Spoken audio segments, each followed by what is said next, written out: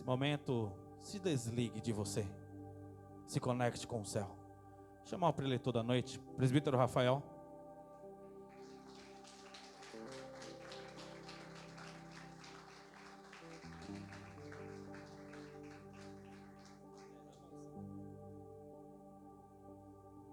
Shalom, igreja. Boa noite. Tem alguém feliz? Glória a Deus. Amém. Sou feliz de estar aqui na casa do Senhor, juntamente com vocês. Queria que, se puderem, se coloquem de pé, por gentileza, em reverência à palavra do Senhor.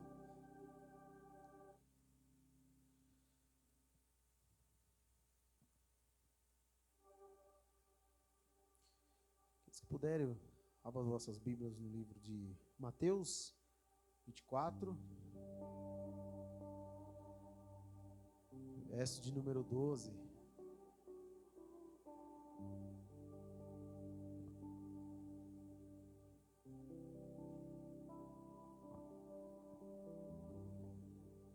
Nos diz, Mateus 24, 12. E por causa da multiplicação da maldade, o amor da maioria das pessoas se esfriará. Glória a Deus. Igreja, quem aqui nunca, estando em algum lugar, em algum evento, escutou da mãe de vocês, quando você aprontou, fez alguma coisa errada, disse bem assim para você: em casa a gente conversa. No meio do caminho a gente vai refletindo a respeito daquilo que nós fizemos de errado. Talvez a gente já até melhora ali no meio do caminho. Hoje eu passo por algumas situações diante do Davi, que ele apronta, eu corrijo ele, já ora para mim que aquele olho do Shrek lá, do gato de bota ali, eu já fico, não, mas eu faço isso porque eu amo ele. Eu e a Thalita, nós fazemos isso porque nós amamos ele. Por acaso essa mãe que decide corrigir o seu filho quando chega em casa, é porventura ela ruim? De forma alguma. Ela faz isso porque ela te ama. Amém? Eu tenho certeza, o pastor já deve ter ouvido isso muitas vezes. Em casa a gente conversa. Rapaz, o pastor tinha uma cara que aprontava demais quando era criança. Eu também não ficava de fora. Eu aprontava demais.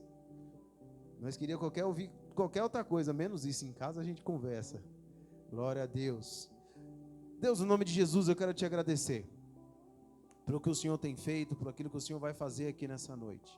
Deus, nesse momento eu gostaria de orar pedindo para que todas as pessoas, para que todos nós pudéssemos esquecer dos nossos problemas, que nós possamos nos esquecer das nossas angústias, daquilo que nós deixamos de fazer durante o dia e pudéssemos estar com a nossa atenção voltada para o teu altar nessa noite para ouvir a tua palavra.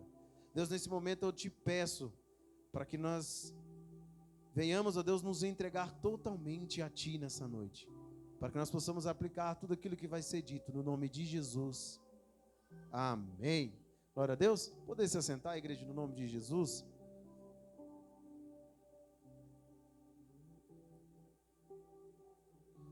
Igreja, esse texto aqui, nós lemos no livro de Mateus, ele também é escrito no livro de Marcos e também é escrito no livro de Lucas. Quando a gente lemos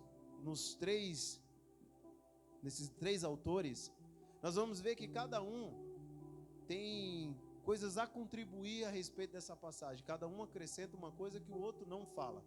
Que isso dá uma somatória, isso enriquece o texto a respeito do que Jesus está falando. Nós sabemos que os discípulos, eles perguntam, e um deles vão ser categórico a respeito de quem que faz essa pergunta, de como seriam os sinais, né, dos fins dos tempos. Então Jesus, ele fala para que eles prestem atenção para que não sejam enganados.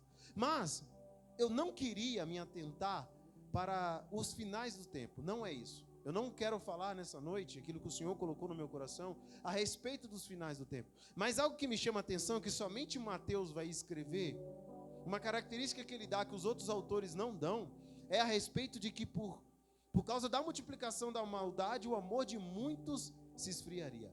Alguns dizem, mas não de todos. Mas o ponto aqui é que somente ele fala que o amor de muitos se esfriaria. Existem alguns teólogos, existem algumas pessoas que dizem que Mateus, quando ele escreve isso aqui, o amor de muitos se esfriaria, nós sabemos que a Bíblia no Novo Testamento, uma das traduções que ela tem, que ela foi escrita, é no grego.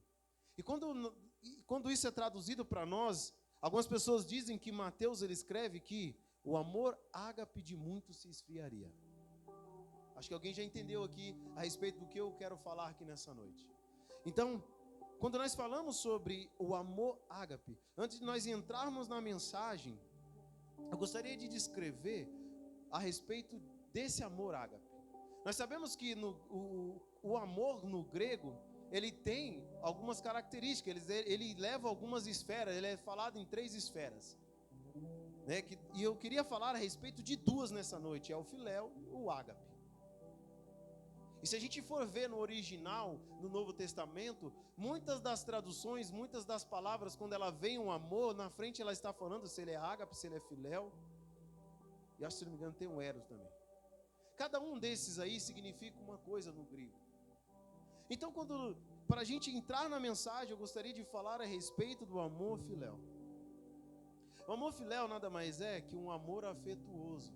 Eu entendo que quando eu leio isso, é que também está correlacionado a uma condição. O amor filéu, ele é condicional. Entenda que o amor filéu é como se fosse como um relacionamento entre 2 amigos. Mas existe uma condição de afeto de que o quê? Eu só te trato bem se você me tratar bem. Então o amor filéu, ele existe uma condição. É um amor afetuoso que nós podemos dar esse exemplo. Mas ele é condicional.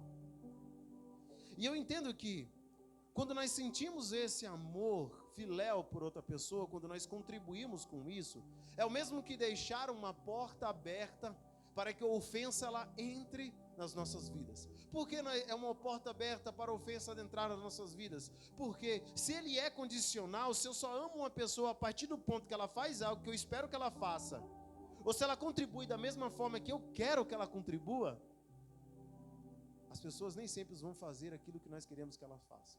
As pessoas nem sempre vão dar bom dia para a gente no dia que a gente quer que elas dêem bom dia. As pessoas nem sempre vão estar sorrindo para nós como nós queríamos que elas sorrissem. As pessoas nem sempre vão estar de bom humor todos os dias como nós queríamos. Logo, quando as pessoas não fazem aquilo que nós queremos, nos sentimos ofendidos porque existe uma condição. Quando essa condição ela é destruída, nós deixamos que uma porta fique aberta para que a ofensa entre nas nossas vidas. Porque existe uma condição, logo que essa condição é quebrada, a ofensa ela pode adentrar nas nossas vidas. Então, o amor filéu, ele é, para mim, eu entendo que ele é condicional. E, como nós falamos, é um amor afetuoso. Só que existe um outro amor chamado um amor ágape. Esse é um amor lindo demais. É um amor que ele é dado liberalmente. Ele não tem condição. O amor ágape, ele não tem uma condição. Não é sobre mérito, não é sobre retribuição. É um amor que é dado ainda que rejeitado. E o amor ágape, diferente do filéu, ele é incondicional. Ele não existe uma condição. Isso que é o mais interessante de tudo. Por quê? Porque não existe uma condição para nós fazermos algo, para nós darmos resposta para uma pessoa. Entenda que o amor que Deus, o amor que Cristo sentiu pela sua igreja foi esse amor ágape, foi um amor incondicional. E o que eu queria trazer nessa noite a respeito dos amores e falar de um amor verdadeiro, um amor genuíno, eu queria dizer que nós só vamos crescer como igreja quando nós entendemos esse ponto do amor, porque hoje em dia o amor, ele foi desconstruído, a ideia do que é o amor, do que significa o amor de fato. A ideia do amor, ele foi desconstruído durante os anos. Hoje em dia, então, ele está ridicularizado. E assim como o arrependimento sobre você se arrepender dos seus pecados já não é mais pregado na igreja, o verdadeiro amor também não é dito mais nas igrejas. Porque quando nós falamos sobre o verdadeiro amor e nós vamos entender o que é o verdadeiro amor, isso pode esvaziar a igreja e as pessoas não querem. As pessoas não querem que você seja transformado, elas não querem que você se encontre com Deus de fato. Elas querem que você fique preso num sistema, numa metodologia. Então, igreja, nós só vamos amadurecer, nós só vamos avançar como igreja quando nós sentirmos isso, quando nós tivermos um amor ágape, um amor incondicional. Glória a Deus. E o tema da minha mensagem aqui, o amor não é um sentimento. Entenda isso. O amor não é um sentimento. Mas para você, o que você entende sobre amor? Quando nós falamos sobre amor, muitas das pessoas, talvez nesse exato momento, podem estar assimilando ao amor a uma relação conjugal, a um sentimento de um pai, de um filho, de uma mãe ou de um filho. E não está errado. Mas o que nós temos na nossa cabeça é que o amor é isso. É nós se sentirmos apaixonados por outras pessoas. Em alguns momentos, outras pessoas vão dizer que o amor é quando você sente borboletas na barriga. Não, não é isso. Talvez você esteja apaixonado. E algumas pessoas vão dizer que essa paixão dura em torno de 3 a 5 anos, se eu não me engano. Algo assim. Mas a paixão é totalmente diferente do amor. Então, o amor não é isso. O que significa de fato o amor? O amor é a decisão de fazer o melhor para Deus, o melhor possível para Deus e para o seu próximo. Então, logo aqui nós aprendemos que o amor não é um sentimento, o amor é uma decisão de fazer o melhor possível para Deus e para o seu próximo. E a decisão, aquela decisão a ser feita, nem muitas das vezes é a que nós queremos, mas é a necessária a ser tomada. Porque o amor ele é uma decisão, ele não é um sentimento. Porque se nós tomarmos decisões pautadas no nosso sentimento, nós vamos magoar as pessoas, nós vamos tomar decisões erradas e equivocadas. Nós vamos ver que em Mateus 22, 37, o nosso Jesus, ele ensina e ele fala, dá uma resposta para as pessoas, para os seus discípulos, que o primeiro e maior mandamento é amar a Deus acima de todas as coisas. Ele fala, esse é o maior e primeiro mandamento. Nós vamos ver que, se a gente entender do começo ao fim, a palavra que para mim hoje se resume é amor. É o amor que Deus ele sentiu por mim e por você naquela criação. Então, esse é o tema da mensagem, o amor. Nós vamos ver também que quem aqui acredita que Deus ele tira Adão e Eva do jardim porque ele amou eles? Alguém consegue compreender isso? Diga amém. Poucas pessoas. Alguém compreende que Deus tira Adão e Eva do jardim porque ele ama eles? Amém? Glória a Deus. Uma decisão difícil a ser tomada. Nosso Deus ele decide tirar Adão e Eva do jardim porque no jardim do Éden existe uma árvore da vida eterna. Então nosso Deus decide o quê? Se eles comerem eles já comeram a fruta do conhecimento do bem e do mal. Agora eles têm conhecimento do que é bom e ruim. Logo eles pecaram e carecem da glória de Deus. Então o que acontece? Se eles comem dessa fruta, eles passam a ser eternos. Eles vão passar a ser como Lúcifer. E logo eles não vão ter salvação. Então Deus decide expulsar eles dali, porque Ele amava eles e era a melhor decisão a ser tomada naquele exato momento. Então você compreende que talvez as decisões a serem tomadas muitas vezes não vão ser, para os nossos olhos não foi a melhor? Aos nossos olhos talvez foi a mais difícil. Amor é isso. É tomar a melhor decisão e fazer a melhor decisão para Deus e ao nosso próximo. E nós vamos ver também que no livro de João 3,16, tem frase de camiseta, acredito que tem um livro também. Nós vamos dizer que João vai dizer que por amor a nós, o nosso Deus, Ele entrega o seu único filho para morrer na cruz por nós. Está aqui mais uma revelação, está aqui dizendo a respeito de que Deus, Ele nos amou, Ele nos ama. E Ele entrega a quem? Jesus, o nosso Jesus, um sacrifício perfeito. É uma prova de amor.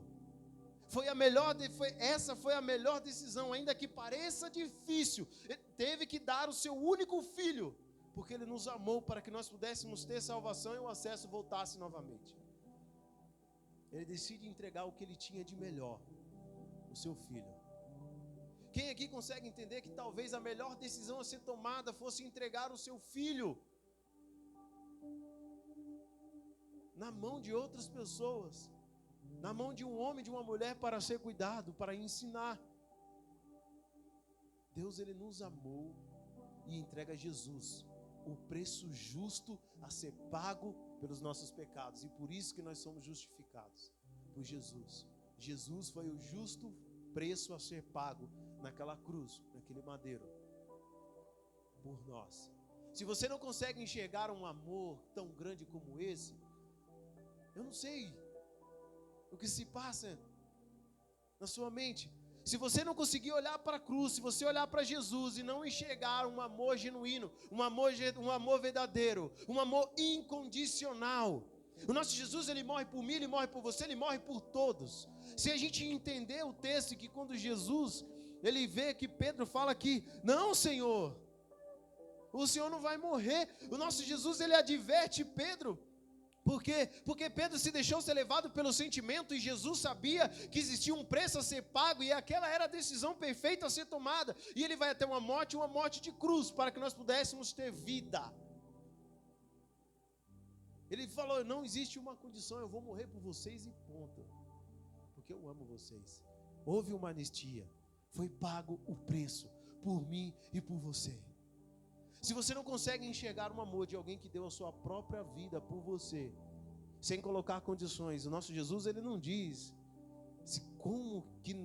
qual é a condição, ele só fala, eu só morri por você.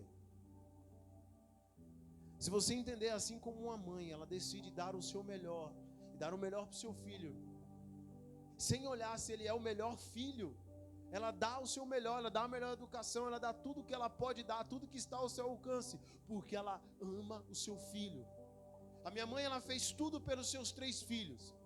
Ela deu tudo que ela tinha, ela deu o melhor que ela tinha por nós. Ainda que nós aprontássemos, ainda que nós muitas das vezes dávamos dor de cabeça para ela, mas ela deu o melhor que ela tinha para cada um de nós, porque era um amor incondicional. Ela falava assim, filho, muitas das vezes eu não concordo e não acho correto os erros que você faz, mas você vai pagar por eles. Mas a mãe está aqui para te ajudar e fazer a superar. Eu te amo e eu vou ajudar você a sair dessa. E ela não fazia o que fazia, esperando que nós fôssemos os melhores filhos do mundo, mas simplesmente ela nos amava. Simplesmente a sua mãe te ama e por isso que ela fez isso. Foi as melhores decisões que ela teve porque ela te ama. Talvez nos seus olhos foi as piores decisões, mas foi as melhores, porque te tornou e te fez quem você é hoje. As decisões muitas vezes difíceis para os pais tomarem, mas foram as melhores para que nós pudéssemos estar aqui hoje. Vocês estão comigo? Glória a Deus. Vamos lá, está em 1 Coríntios 13, 4, 7. Vamos ver o que o nosso apóstolo Paulo vai falar a respeito do amor. Uma passagem também muito conhecida por muitos, e nos diz, 1 Coríntios 13, 4, do 4 ao 7. O amor é paciente, o amor é bondoso, não inveja, não se vangloria, nem é arrogante, não se porta de maneira inconveniente, não age egoístamente, não se enfurece facilmente, não guarda ressentimentos. O amor não se alegra com a injustiça, pois sua felicidade está na verdade. Tudo sofre, tudo crê, tudo espera, tudo suporta. Ao ler esses versículos, ao que o apóstolo Paulo nos diz, não tem como nós dizermos, não tem base para dizer que o amor é um sentimento. O amor, ele é uma decisão. Não tem como. O amor, ele é uma decisão. Mas por que nós vamos falar que não é um sentimento? O que é um sentimento? O sentimento nada mais é que são manifestações por algum afeto. Muitas vezes o sentimento que nós carregamos é oriundo de uma experiência que nós tivemos no passado. Talvez para nós temos um sentimento de tristeza, um sentimento de culpa, um sentimento de alegria, um sentimento de abandono. Porque talvez foram as experiências que nós tivemos. Talvez você tenha um sentimento de estar alegre, de estar feliz, de amor, de sentir amado, porque os seus pais te deram um amor. E isso é bom. Mas talvez você teve uma infância muito sofrida. E você tem apenas tristeza, amargura no coração, porque essas foram as suas experiências, esse é o sentimento que você carrega. Talvez você se questione e você se pergunta a vida inteira do porquê que você passou por tudo isso que você passou na sua infância. E talvez você acredita que o nosso Senhor, Ele nunca olhou para você. Mas o nosso Senhor, Ele sempre esteve ao seu lado. Assim como muitas pessoas dizem que usam aquela parte da Bíblia para dizer que o nosso Deus abandona Jesus, porque Jesus diz: Deus meu, por que me abandonaste? Mas porque Jesus, ele prova do cálice da ira de Deus. E o pecado, nós sabemos que ele nos afasta de Deus. Quando Jesus, ele prova desse cálice, ele sente a distância entre ele e Deus. Então, por isso que ele fala: Deus meu, por que me abandonaste? O que muitos não sabem é que o nosso Jesus estava ali o tempo todo com você. O que nós não sabemos é que o nosso Deus estava o tempo todo ali com o seu Filho. E talvez o que você se esqueceu é que o nosso Jesus estava o tempo todo ali com você, naquela situação, naquelas circunstâncias, para te trazer hoje aqui. Então nós sabemos que o sentimento, ele pode ser algo afetuoso, ele pode nos trazer experiências ou marcas da vida, e nós concluímos que o sentimento, ele é algo totalmente variável. Às vezes nós temos o controle, às vezes não. Aprendi que eu não tenho um controle sobre os meus sentimentos, mas eu tenho um controle sobre as minhas ações. Talvez eu não vou ter controle sobre o sentimento que eu vou sentir. Por um exemplo, talvez eu não vou ter controle se alguém me ofender e eu me sentir triste, mas eu tenho um controle sobre se eu vou dar um tapa na cara dele ou não. Não tenho controle sobre os meus sentimentos, mas eu tenho controle sobre as minhas ações. E são as suas ações, são as suas decisões que vão determinar aonde você vai chegar. Então, nós sabemos que os sentimentos, eles são variados. Então, se nós tomamos decisões pautadas nos nossos sentimentos, nós vamos abandonar, nós vamos fazer coisa errada. Por um exemplo, se nós fazemos razões sociais pautadas porque nós nos sentimos felizes, porque nós nos sentimos alegres, ou porque eu quero mostrar diante da sociedade que eu sou alguém bom, ou porque de alguma forma as pessoas olham para mim e vão reconhecer e vão dizer: você é alguém bom porque você faz causas sociais, você ajuda as outras pessoas, você ajuda pessoas que não têm aonde sentar, aonde comer, não tem aonde dormir, e isso é lindo, isso é agradável, isso é muito belo aos olhos da sociedade. E talvez algumas pessoas fazem isso porque elas querem se sentir melhores, e muitas das pessoas, elas fazem isso porque elas querem se sentir melhores, porque elas querem se sentir maiores do que as outras pessoas. E você ajudar as pessoas não é errado, não é. Mas se você fazer essas coisas, causas sociais, pautadas num sentimento, o dia que aquela pessoa que você está ajudando não der a resposta que você quer que ela dê, você vai abandonar o reino de Deus, você vai abandonar essa causa social, você vai abandonar as coisas que você tem feito ou que você fazia.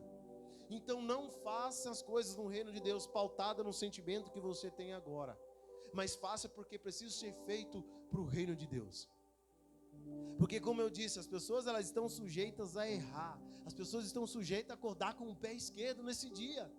Então, se nós fazemos as coisas pautadas no nosso sentimento, se a pessoa deixar de fazer o que nós queríamos que ela fizesse, nós vamos abandonar tudo.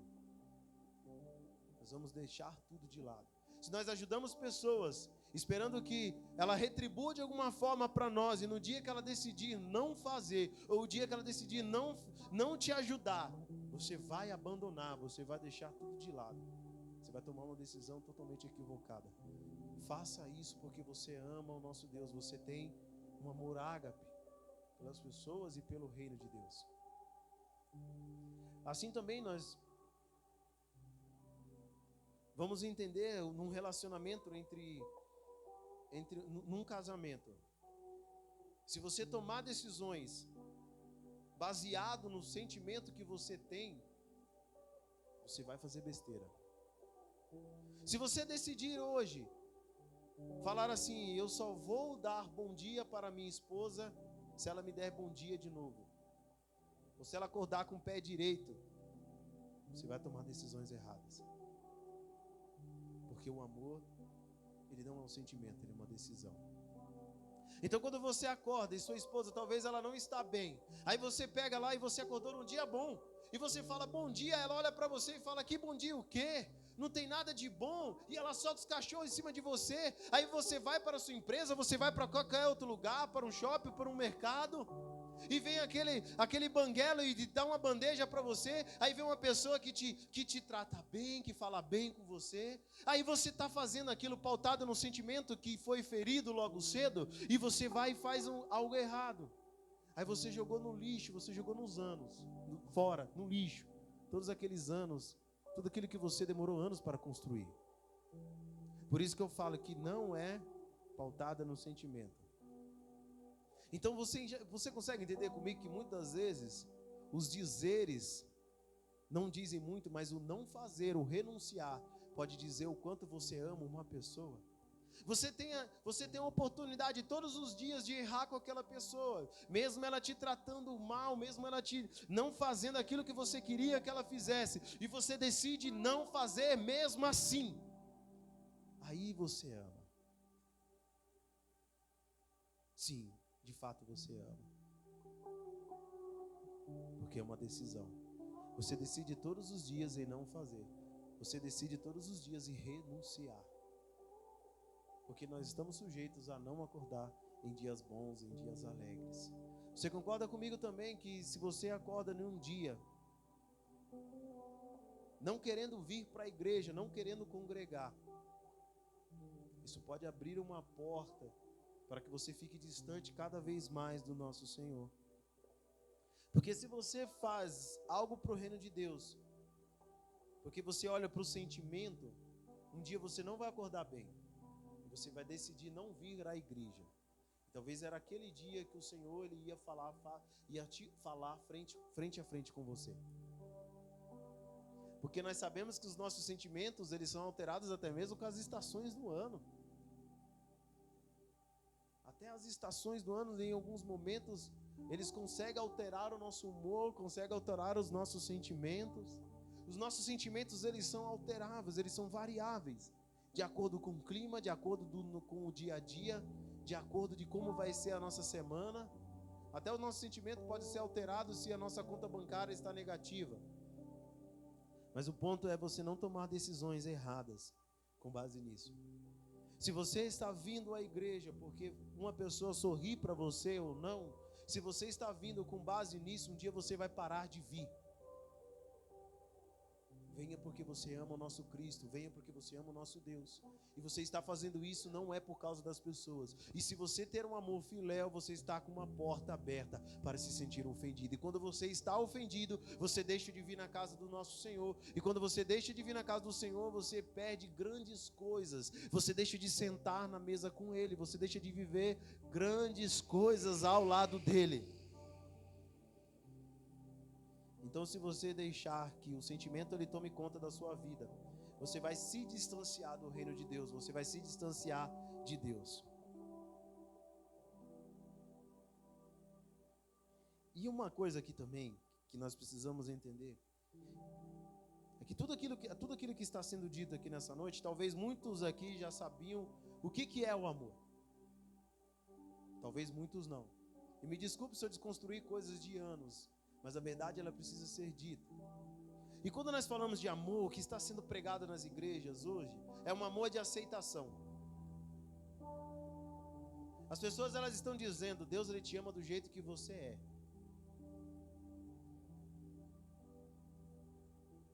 Estão sendo pregados nas igrejas, Deus ele te ama do jeito que você é. E isso é muito perigoso. Porque se Deus ele te ama do jeito que você é, você não precisa de transformação, você não precisa de correção, você não precisa de mudança, você não precisa que seja aplicada uma metanoia na sua vida.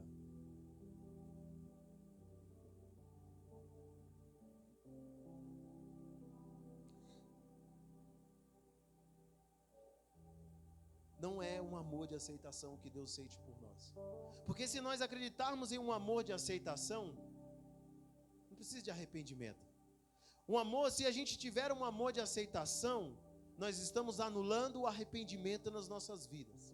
O amor de aceitação, ele te impede de ser transformado, ele te impede de ser mudado. Porque nós somos pecadores, nós precisamos ser transformados, nós precisamos da glória do nosso Deus. Então, por favor, não vem com essa ideologia do capeta, dizendo de que Deus, ele te ama do jeito que você é. Não, você precisa mudar, eu preciso mudar, eu preciso ser transformado, você precisa ser transformado.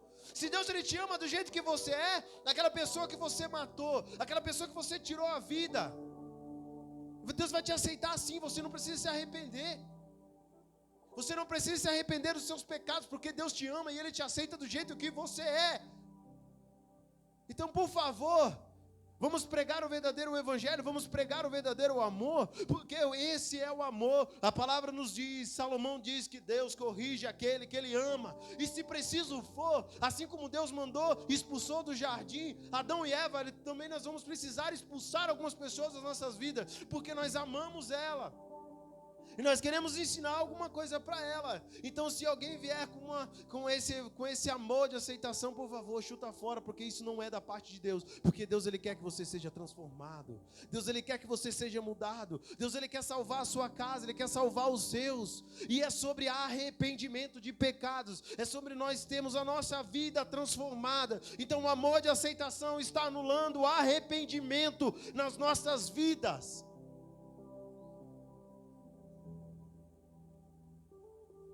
A gente precisa entender essas coisas. O dia que nós, como igreja, nós entendemos isso, nós vamos avançar.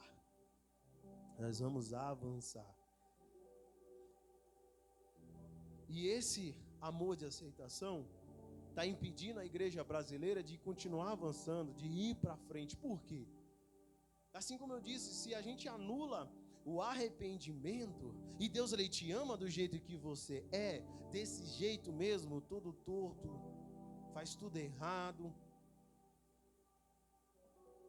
cheio de pecado, você não precisa ter a sua vida transformada. E se Deus, Ele te ama do jeito que você é, você nunca vai ter uma experiência de novo nascimento. Muito menos a igreja brasileira vai viver um avivamento. Porque aquele avivamento aconteceu no livro de Atos, logo depois todo mundo ter entendido a palavra do nosso Senhor, das pessoas terem se arrependido dos seus pecados. Como pode nosso Senhor habitar num lugar sujo? Como podem dois objetos ocupar o mesmo lugar no espaço? Isso, a física nos ensina isso. Então entenda que o nosso Senhor, Ele quer que você se arrependa. Ele quer que você seja transformado. Sim. É isso que Ele quer de nós. Então, haja arrependimento. Então, se nós não jogarmos para fora essa ideologia que está sendo plantada dentro das igrejas, nós não vamos nascer de novo, nós não vamos viver um avivamento. Porque o amor é uma decisão. Se preciso for, nós vamos colocar os nossos para fora de casa, para que ele possa aprender. Ainda que doa dentro de nós, mas é a melhor decisão a ser tomada. É a melhor decisão a ser tomada.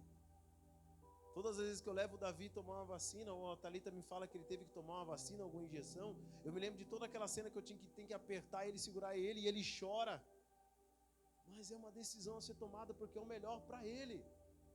Ainda que doa dentro de mim, ainda que doa dentro de nós, é a melhor decisão a ser tomada. É a melhor decisão a ser tomada. Para nós concluirmos, queria dizer que se a gente entender sobre a respeito do amor filéu, do ágape, eu entendi que o amor filéu existe uma condição e o ágape não. O ágape eu entendo que ele é um amor de decisão, você decide fazer o melhor, ainda que a pessoa ela não entenda, mas é preciso, porque não é sobre mérito, não é sobre reconhecimento, mas é um amor incondicional. E o amor filéu ele é pautado num sentimento. E o amor que o nosso Deus ele sente por nós é um amor ágape, que foi capaz de entregar o seu filho naquela cruz por mim e por você. E quando aqui voltando lá para o texto do início, que Jesus ele disse que o amor ágape de muitos se esfriaria. Nós precisamos voltar novamente a sentir esse amor pela igreja. Não colocar condições, só assim nós iremos avançar. É um amor que se você congrega na minha igreja ou não, eu continuo te amando porque você é participante do reino de Deus. Independente se você está aqui ou não, eu continuo te amando. Eu vou te cumprimentar na rua, eu vou te tratar bem. Porque o amor ágape é um amor incondicional. Talvez as pessoas elas vêm à igreja e não dão a resposta que a gente quer que elas deem. E nós viramos a cara para ela no outro dia. E não era isso. E não é isso que Deus espera de nós. A igreja brasileira, ela só vai avançar, nós só vamos avançar como igreja quando nós sentimos esse amor ágape por outras pessoas. Vamos fazer com que esse amor não se esfrie. E só assim nós vamos nascer de novo. E só assim nós vamos viver um avivamento. Só assim nós vamos ter a nossa vida transformada. Tenha um amor ágape, não permita que as pessoas, ela tenha a chave da sua vida sobre as mãos dela. Vamos avançar como uma igreja. Eu tenho certeza que muitas coisas tem o Senhor para nós. Você imagina que talvez a cura de uma pessoa está sobre as suas mãos, sobre você liberar uma palavra de cura sobre a vida dela, mas porque você tem um sentimento contrário, você não vai liberar algo sobre a vida dela. E talvez tudo que ela precisava era daquela oração para ela ser curada através de você e as coisas se resolverem. É porque você tem um amor filéu, nós precisamos ter um amor ágape. E quando você tem um amor ágape, você fica isento de ser ofendido pelas pessoas, porque você não espera que ela dê as respostas que você quer que ela dê. Você faz incondicionalmente, você faz porque você ama Cristo. Você está servindo porque você ama Cristo. Você está ajudando porque você ama Cristo. E porque você quer ver o reino de Deus ser expandido. Você está fazendo o que está fazendo, ajudando as pessoas porque você ama a Cristo. Glória a Deus. Se coloque de pé, igreja, em nome de Jesus. Vamos estar orando nesse momento.